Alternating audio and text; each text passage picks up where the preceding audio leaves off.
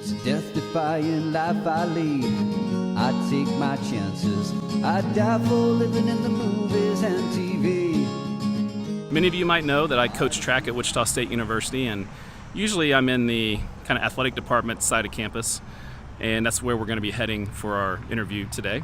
But I'm starting here more in the historic area for a specific reason. There is some really interesting stuff behind me. There's an old Caterpillar, or not how old it is, but it's a Caterpillar that's always one of the kind of most photographed parts of the campus over here. And we're near the art building, and we're by these very old and historic buildings, most of them over 100 years old. And in fact, this one right here is called Henrian Hall. And the reason I'm mentioning that one and starting here is because that was Wichita State's first ever basketball court. And I thought it was appropriate, since we're talking to one of the legends of Wichita State basketball today, that we would start here. And at the end of the video, after the interview, I'm going to take you inside and show you the old basketball court. We've come a long way, you can say, since 1921 when that building was built. But our subject for our interview today is one of the legends of Wichita State University. He grew up in Western Kansas, came here as a walk-on, earned a scholarship, was an All-American, went to the Final Four. He went to the NBA, played for a couple teams in the NBA, and then played all around the world, and led a fascinating life. And now he's back here in Wichita, and I had a chance to walk around and talk about some of the places he's been in his very interesting life. Then once again, after that, we'll come back here and show you the old basketball court. Here's Ron Baker, and not too often do we stand or do we come up to Sports Illustrated with our guest picture on it. So there you go. What was it like to be on Sports Illustrated cover issue? Pretty humbling. I remember as a kid getting Sports Illustrated Kids Edition, and they had the 9 players cards in there. But special opportunity there, special team, special coaching staffs, and that photo is going to be up there for a while. I would say so. Yeah, it's going to be. And right under is Alafine Tiliak, who's our Olympian, one of our most recent Olympians. Yeah, so I remember Alafine. We were a few years apart, but definitely was around to watch her, and honestly, I had a lot of good friends on your guys' track team. So yeah, well, that'll be like, as we start talking, obviously the connections with Western Kansas, and probably a lot of people that watch this channel, like small towns, and obviously you're from Western Kansas. So where did you exactly grow up? Because I know you went to high school in Scott City, but where was like your child? What would you say your childhood home was? I'll start with that. My family farm is in a town called Utica, Kansas. My dad, grandpa went to school there, my uncle. Us 3 kids went to school in Utica for about 7 years, and then we ended up going to Healy. I've been there. Yeah, I was going to say Lake County, down the road. And then in 2004, we actually moved to Scott City, where all of us went to junior high and high school. Okay. Going back to Utica, their high school actually shut down in 2000, hence why we moved on to Healy and then moved on to Scott as Healy started to deplete a little bit. Raised on the farm, grew up in a town about 160 people in Utica, born in Hayes, America. So pretty familiar with a lot of the towns that you visit on your journeys out west. Oh, drive out there? Probably not. But what was it like growing up in a small town like that? I mean, I grew up in a small town, so it was just kind of what we knew. But now when you look back at it, do you think of like what was unique about growing up there? I don't know if unique is the term, but I'd always tell people I'd rather be born in a small town and transition to a big town. Sometimes people that are growing up in a city move to a small town and they're almost overwhelmed with not having access to certain things. But the one thing I always tell people is a small town forces you to get out and do things that maybe some people are too comfortable with. We didn't have a lot of video games growing up. It was go hang out with your few friends in town at the park, at the city pool. A lot of those small town characteristics are, started in Utica because you're forced to go mingle with the few people that you're around. Mm-hmm. So obviously you were a terrific athlete when you were growing up. Did you remember going anywhere as a kid, except, out of Western Kansas, that was like, man, this is pretty exciting? So growing up, we actually did a lot of AAU track. So we traveled the country for nationals. And as a 7-year-old, we actually went to Orlando. So got to go to Disney, Went to Miami as well, and then Richmond, Virginia hosted nationals. So driving 17 hours in the van with your family to go to these places was pretty surreal, coming from Utica. Yeah. So you end up eventually coming to Wichita State, but where were some other places that you might have thought about going to college? Yeah, two D1 offers out of high school. One was Arkansas Little Rock in Arkansas, obviously.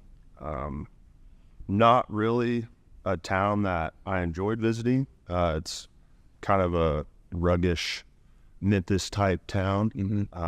So coming from Scott City to there was going to be a pretty big jump. And then the other one was Brookings, South Dakota, where South Dakota State University is. Okay. I'd say their town's pretty similar to the D2 schools that we have around Kansas, Fort Hays, Pitt State, Washburn. So two kind of drastic different towns that I went on to visit, and then driving here 4 hours down the road with my folks and visiting here kind of sealed the deal, knowing that they were going to be 4 hours away and not 10. So you end up coming to Wichita, and we're actually obviously in Koch Arena where, you know, you played basketball. They're redoing the floor, so we can't go in there, but we'll show some pictures of when it was packed house, 10,000 people every game. So what was your impression of living in Wichita? Obviously it's a city, but it's, you know, maybe not like a New York City, which we'll talk about later, but what was it like coming to Wichita and living here for, I guess, 5 years in college? Sure. Growing up, coming to Wichita was not something we did a whole lot.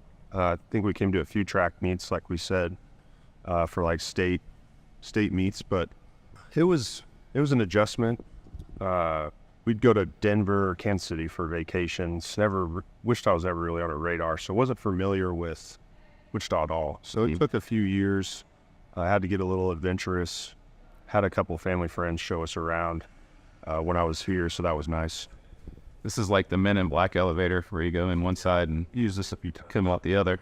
So Wichita State, obviously, for people that know, it was the golden era of Wichita State basketball, and you guys went to all kinds of interesting places.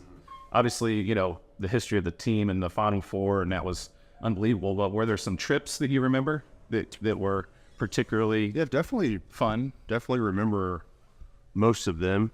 Thinking back, Hawaii was obviously a great trip. Orlando, Cancun.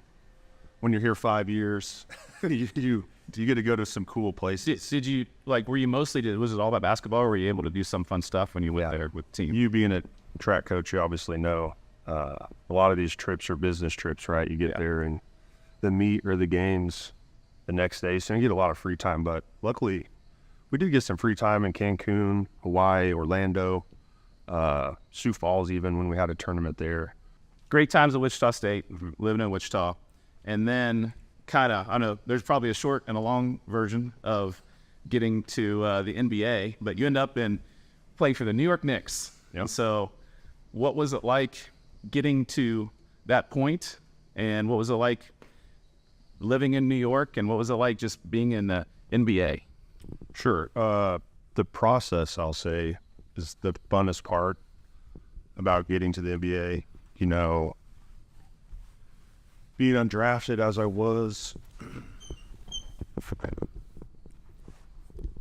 challenging. It wasn't by any means easy, but that just made that process and I guess getting on a roster that much more tasty, if you will. Like when something's challenging and you accomplish getting on a 15-man roster, really warms not only yourself, but those that are around you and helps you get to where you were. New York was one of the only teams. I think there was 2 others that had offered me to come to training camp. I believe it was Chicago and then Brooklyn. So 2 of the 3 biggest, cities in the country for a small Western campus. From Utica, Kansas to New York. Yeah, so explaining teammates where Utica was challenging because they thought it was Utica, New York. But getting to New York, made the 15-man roster. One random day I was in the weight room, and there was me and another kid that were pretty much battling out for the 15th spot. And I remember like yesterday, our assistant GM came in when I was lifting. He's like, "Hey, you got a second?" I was like, "Yeah." Let me finish this set, pump and iron, and followed him to Phil Jackson's office and sat down with him and Steve Mills, our president at the time, and the four of us are sitting there, and I knew is this like it's either you're on or you're not. And Phil looked at me. He's like, "All right, Ronnie, we're moving you to the varsity. You're no longer on the JV." I was like, "Good grief!" Phil Jackson just told me I made the 15-man roster. So right after that, I skipped weights and drove to my apartment at the time, called the family, and again, the warmness that you get from just your journey and the process, finally making your childhood dream was something. I mean, you remember the drive more than remember talking to the legend Phil Jackson. Yeah, and all those places that you went and traveled, and as a kid played basketball, and it's got to be an amazing. Like you see that in movies, but to like see it in real life or to experience in real life had to just been incredible. Yeah, just I picture like a map and just pinballing all the places we went, all the sporting events, the sacrifices my folks made.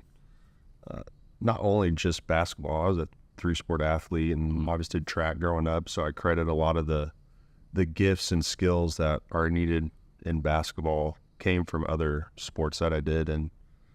But yeah, the towns and the places we went all came from some sort of sporting event, and seen a lot of cool areas, no question. And so you played for New York for 3 years? Yeah, just under 3 years. And what was travel like in the NBA?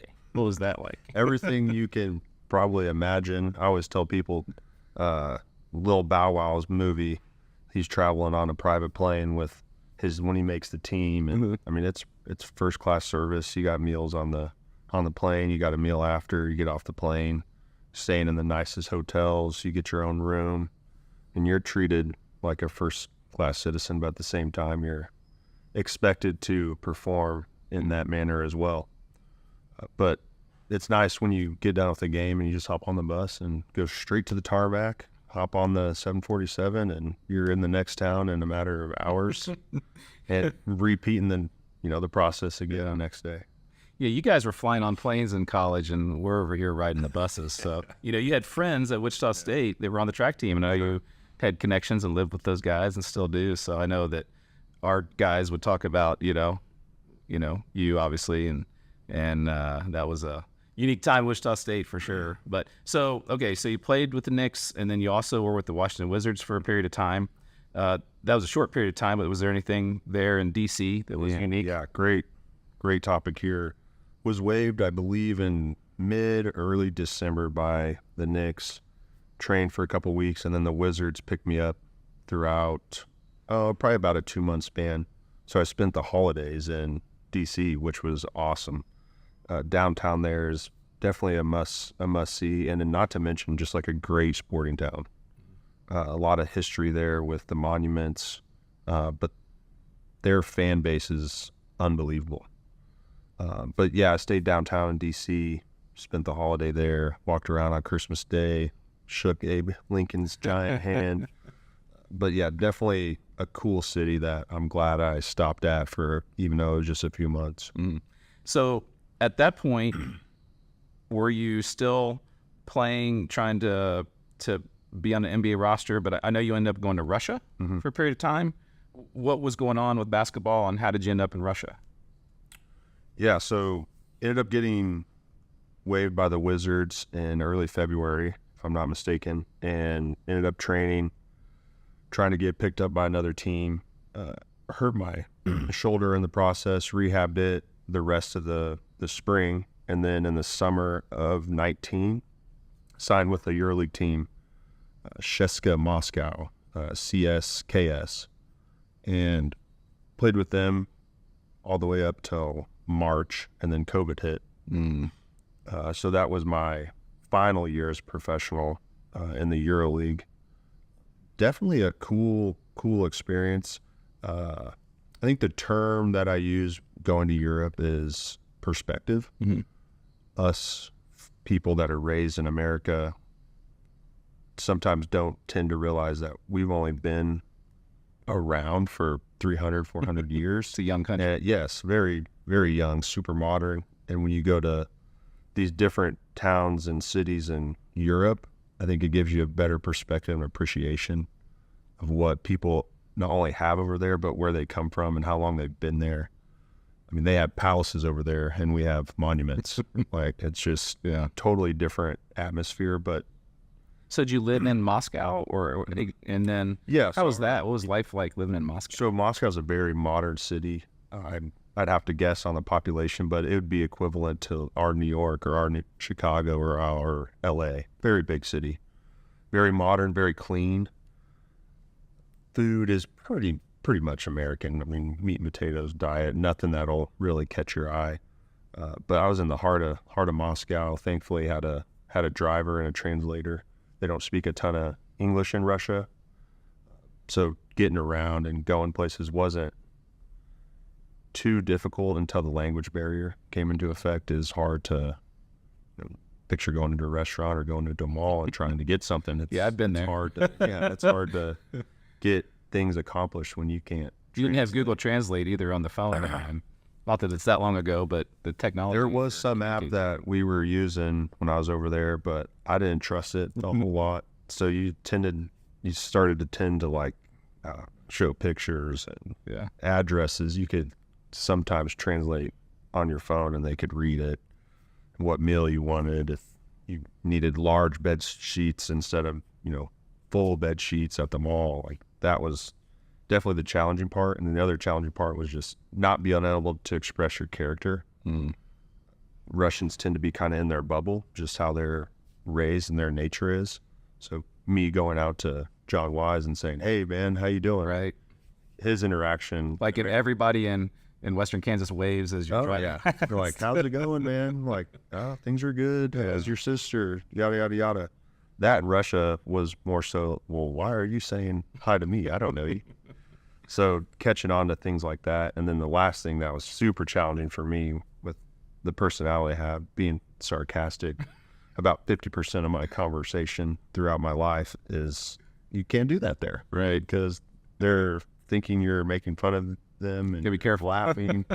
So that was a big stepping stone, the 9 months that I was there. COVID happened. Obviously, that was crazy. Were you trying to continue playing basketball after that, or did that just make like a logical time to stop playing basketball, or what was like during that COVID time and I guess after COVID? Yeah, there was a few factors that. And you came back to Wichita, or where did you come back? I actually came back and lived with my folks in Scott City during the pandemic, and then moved to Wichita in June with one of our roommates at the time. Few factors that ended my career were, one, I just didn't feel like I was comfortable enough to go back to Europe and play so far away from home. When you're in the States, it's nothing for mom and dad to hop on a flight to go to Chicago or Dallas and watch you play and catch up. In Europe, that kind of went out the window. So that was a factor. The other major factor was I'd been battling a hip injury since early years here in Wichita State days. So that was lingering. I felt like it was time to get that fixed. And on top of that, as a pro for 4 years, I had 2 surgeries. So had to kind of weigh my odds as, well, we've been rehabbing longer as a pro than we have been playing. So maybe it's time to throw the towel in and move on to something else. So you wrote a children's book. Mm-hmm. When was that in that whole process? Was that while you were in college, or was that while you're professional basketball? It wasn't when I was in college, because that's true. Could you imagine if you were okay. I had follow college sports, the NIL thing is crazy. I had to wait till after I was not a collegiate athlete. Right. So in about April of 2016, our senior year, I graduated early, and a guy in El Dorado, out of all places, had offered to write a children's book with me, and we did that, published it, got it illustrated and sold it around like the late August time frame, and I think we had about 6,000 books, and they're all sold and accounted for. That's awesome. My mom was an elementary ed teacher, so writing a kid's book just fell kind of fitting, right? Yeah. A mom of that background, and it was meant for 5 to 7 year olds. I remember when that came out. It was definitely a thing. So that's awesome. So you're back in Wichita. We were in the weight room here that one of your teammates helped, donate some money for. A little different than 10 years ago. And so what are you doing now? I know that you have a new addition to the family. So why are you back in Wichita, and what's going on with Ron Baker in 2024? Yeah, moved to Wichita during COVID, like I said, and then met my wife, future wife. We now live in Andover. I have a little 6-month-old girl, Scotty Ray. You can probably guess how she got her name. Yeah. It's Western Kansas. Yeah, there you go. Yeah. So we're raising her in Andover. She works for... Not Utica. You don't want to name her Utica? No, we didn't want to name her Utica. And I don't think we wanted to raise her there since, they don't have a school. But she works in the healthcare field, as do I. Been working with Via Christi for about 3 years now. Manage our sport medicine department with Dr. Porter and Dr. Our Whelan. doctor for the track team. Yeah. And his son is on our track team. Yeah, Porter. that's correct. Yeah, little Porter. Yeah, so how that works is healthcare system here employs athletic trainers throughout our community.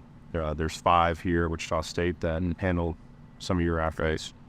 Newman University has 3, and then we have 9 high schools as well. And I get the privilege of managing those agreements for Dr. Porter and Cleveland. Cool.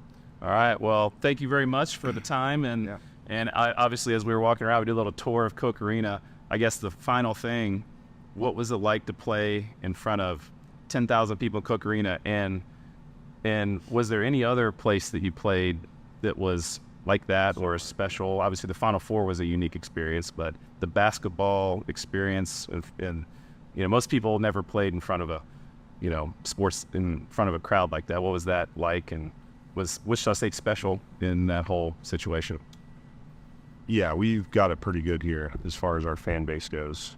When you can have 10,005 and a sellout in the middle of Kansas where basketball was created, and me being from Kansas, like that's something that doesn't happen a whole lot. So I'm very fortunate to be a part of a culture like that. Outside of Wichita State, obviously our foe in Creighton has a pretty decent following. I don't know if you watch their games. Also, kind of a sneaky NBA town is Oklahoma City. They kind of have that blue-collar fan base. They've had some pretty unique players come through there, and they're always progressively somehow making the playoffs, even though they lose a ton of talent. And then overseas, I would challenge people to get on YouTube and look up EuroLeague basketball highlights. Fans are literally lighting things on fire, not cigarettes, like torches in the games. So it's quite the jump. Where's the fire marshal? Yes, correct. Awesome. All right. Well, hey, thanks a lot. It was great visiting with you. And the Wichita State legend Ron Baker made an appearance on Travel with a Wise Guy. I can pretty much end the channel now. Thanks to Ron for that terrific interview. Very fascinating guy to chat with about all the amazing places he's been and all the awesome stuff that he's done. What a guy. We're back here at Henry and Hall, and let's take a little walk around, and I'll tell you everything that I at least have found out about this historic building. As you enter the building and turn to the right, we'll walk towards the old basketball court. This building was built in 1921. It was called Memorial Gymnasium, and it was the first permanent gymnasium on campus. And you can see now as we walk into the place where they used to play basketball for the Shockers, the Wichita State Shockers. They ended up changing the name to Henryan. There was a person that gave a lot of money, I guess, to help with the construction, and they added a women's gymnasium to this building as well in the late 1920s. It's pretty cool to walk around and kind of see where the old gymnasium, stands were, and we're walking kind of up to the upper deck. They had dances here. Certainly back in that time, the campus was much smaller, and this was one of the main places on campus. It's now a School of Art, Design, and Creative Industries for ceramics and sculptures.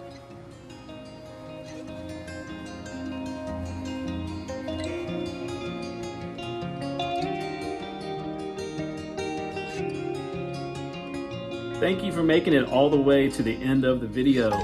These are new videos on Tuesday. We're calling them off the grid because they're a little bit off the grid from the normal Thursday and Sunday videos. On Tuesday, there'll always be something a little bit different, a little bit random. You'll never know. Maybe an interview, maybe some sort of related travel video, but certainly different from Thursday and Sunday. So thank you for watching here on Tuesday. Some new things on the website. We have offered memberships now, and we've had a lot of people sign up to become executive producers, and supporters, different levels, different tiers to support the channel. And with each tier, there are more and more perks. So thank you for those who have become members, and hopefully we'll see more of you in the behind the scenes section of our membership. Also on my website, I have lots of new stuff. I have new merchandise available, some Ghost Town shirts, some Death Go Round shirts that are very popular right now. The newsletter I send out about every 3 weeks. It's totally free, so sign up for my newsletter. And I have a new section on there of Google Map where I have dropped a pin in every place that I've done a video about. And if you click on that link, you can find the videos about those areas. So that one is new to the website, and hope you guys like that one. Once again, thanks for watching this video, and we'll see you either now on Tuesday, Thursday, or Sunday.